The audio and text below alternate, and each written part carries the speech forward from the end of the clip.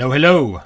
I, today, would like to share with you some conjecture and some hypothesis on fanboys and fanboyism and fan culture. These are just conjectures. I am not a psychologist.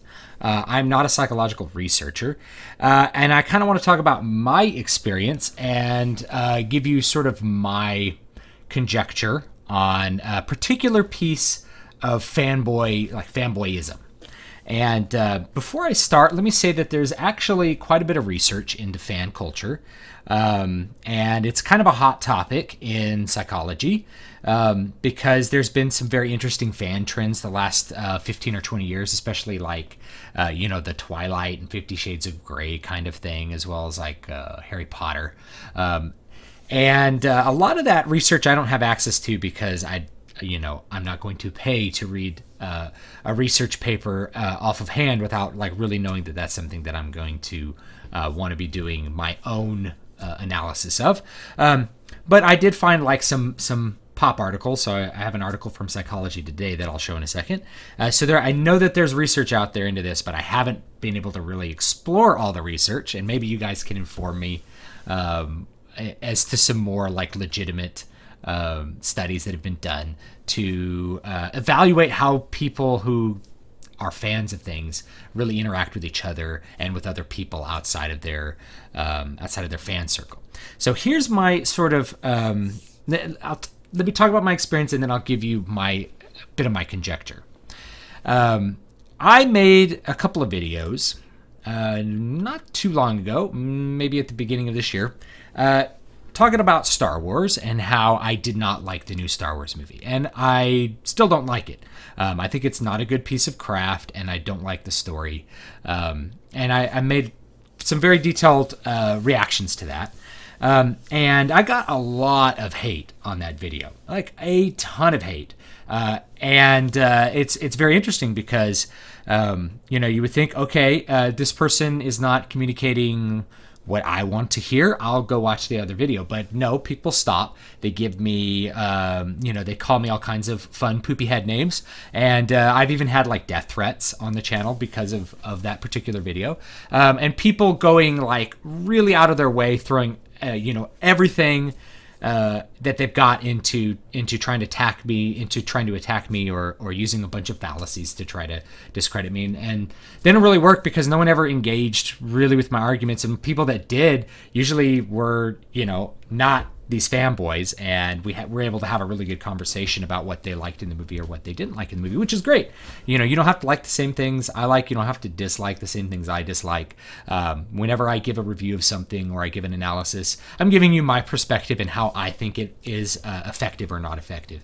And I am trying to cite things that are in a movie or a book, but I'm not going to be, obviously not everyone's going to have the same experience with a piece of art. So that goes without saying. So criticism is criticism. It's not objective measurement of natural phenomenon, right? So that's my experience. Yes, I've gotten a lot of negativity over the fact that I don't like Star Wars. I don't like the same thing someone else likes. And I was kind of puzzling about this and having a few conversations with my brother-in-law about it. I'm like, why do people do this? I'm a big metal fan, right? I got devil shirt on. But if someone's like, oh, I hate heavy metal, it sounds like noise, I'm like, whatever, man, you don't have to listen to it. I don't get butthurt when someone doesn't like metal, or if they don't like a particular band I like. Hey man, it's okay to not like Gamma Ray. I don't care, right? I like Gamma Ray. I like Abath. I like a lot of different kinds of metal, and there's a lot of different little fan sectors of metal, and usually they're kind of okay with each other. So maybe I'm in a fan group where people are okay with other people hating the music. But with Star Wars, when I said I don't like this, it's you are a terrible human being. I'm going to kill you. You should die. You should kill yourself. You're a virgin. You're a fat virgin. All the poopy head comments. And then, of course, all the logical fallacies. Too many to list. I made a whole series kind of inspired by some of those. And of course, real life stuff. So here's really my conjecture, which is that I think people react this way because when you identify with yourself as a fan, when you make fandom part of yourself, part of your identity, then when somebody says that what you are a fan of is not good, that's like an attack on your identity. When I say Star Wars sucks, and I'm trying to kind of empathize with these people, even if they may not be aware of this reaction, it would be like going up to like meeting a black person on the street, an African American person, and like telling them that black people are stupid apes or something like that, right? Of course, they're going to get a little bit upset about that. That's part of their identity, or any sort of other thing. Anytime you meet a person and you immediately attack their identity. Like I remember I was in college and I had this friend at the time, and he kept saying this quote from Full Metal Jacket. It's like, only steers and queers come from Texas, and it's like, I'm like, I didn't really like choose to be born in Texas, man, and you have no idea what Texas is like. So why don't you shut up, and you'll realize that you're not talking about anything in particular, right? Like that's an identity reaction that I had. Like, I don't want to like finish the sentence with a bunch of curse words, but yeah, you get upset about attacks on identity, especially when you don't, when you don't have any control over that, right? That's like racial attacks. It's like, wait, I didn't choose to be born in this. Like people are like, yeah, I hate Americans. Like, well, I didn't fill out my card in heaven. Oh, I'd like to be born in America. No, I was born here. That's the way it is. Okay. So anyway, yeah, I think that when you are attacking something that fanboy likes, I'm using the term fanboy rather than fan, because I think fans can like stuff, and I feel like I'm a metal fan, and I'm okay with people not liking metal. I'm okay with people not liking Star Wars. I'm okay with people not liking fantasy literature, whatever it is. It doesn't matter to me, because if you don't like it, you don't have to read it or watch it, right? You go consume what you like. It's okay. We have choice. But fanboys, when you say Star Wars sucks, what they take that is like, my identity sucks because I am Star Wars. Living Star Wars is part of who I am. I cosplay as Kylo Ren. I cosplay as Darth Vader, and that's who I am. And if you say that Star Wars sucks, then it's like an affront to my being, right?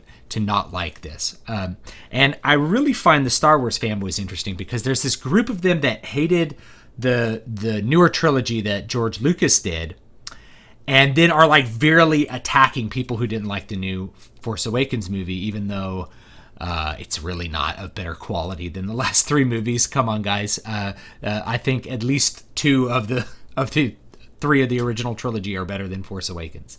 And I would probably make a case that all three are better in terms of craft, for sure. Anyway, that's more my opinion. But yeah, so there's this reaction. And I think it has to do with kind of like fan identity. That when you internalize an identity, any assault on that thing is like an assault on you. And so what reaction are you going to have? You're going to try to defend yourself. You're going to try to negate whoever that person is assaulting it. It's kind of like religion. Like I'm thinking of really zealous like creationists that will go to they'll go to extreme lengths, including doing things that are immoral, like false copyright strikes on people's YouTube channels, because they don't like the fact that person is very anti-creationist. That person's going against and is attacking their deeply held belief. It's like a religious belief. And when someone's attacking your religion, you need to lash out and slay the infidel, right? So I think it's like the fanboy culture is like a religious thing. Now, so let's go ahead. Let's take a look at one little article that I actually could read that I did dig up. This is from Psychology Today, and this is from last year. How big of a fan are you? Research shows that being a fan can shape your very sense of identity. So that kind of jives with what I was thinking before I started really researching this, my conjecture or hypothesis. And so a new research study published in the Psychology of Popular Media Culture, which they do want to charge for that, so unfortunately I can't look at the actual data for you guys. It includes items relating to how fans identify with interest, how they relate to other fans, and how often they participate in fan activities. And let's get to the nitty-gritty of it. What they did is they basically asked people to rate how they were as fans, and then they asked them a bunch of questions about this thing that they were fans of. And they did Harry Potter fans and they did Twilight fans. And so they asked some questions like, what type of wood is Harry Potter's wand made from? And, Twilight specific questions. What are two things did Bella Swan say blood smelled like, right? And then they gave them false feedback. They said, oh, yeah, you got them all wrong. Like, you got a bunch of questions wrong. Or you got a bunch of questions right. And so the threatened feedback's what they called, where they gave them a negative feedback. They said, no, you didn't score well. And this leads to reduced self-esteem since their sense of identity has been affected. Okay, so that's really jiving with my sort of hypothesis. For both conditions, participants were told to complete an essay. And then they graded the essays. The people who received the affirming feedback scored much better on their essays than the fans who received the threatening feedback. So then that affected their performance on other things related to their chosen their fan focus, right? Very, very interesting to me. So please let me know what you guys think, and please let me know of any other information that you might have about it. I get this idea that it's like a religious, almost quasi-religious reaction, that we've internalized this belief.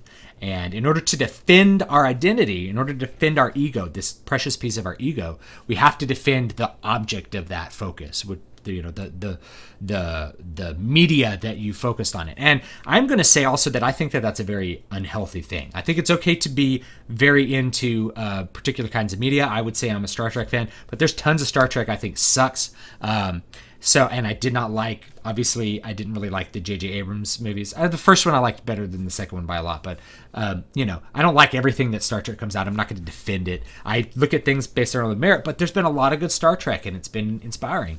But certainly if someone said, I hate Star Trek, I wouldn't, and they said, Star Trek's stupid, I'd be like, well, it's not for everyone, right? I think it's unhealthy to have that psychic attachment to a media that becomes part of your identity.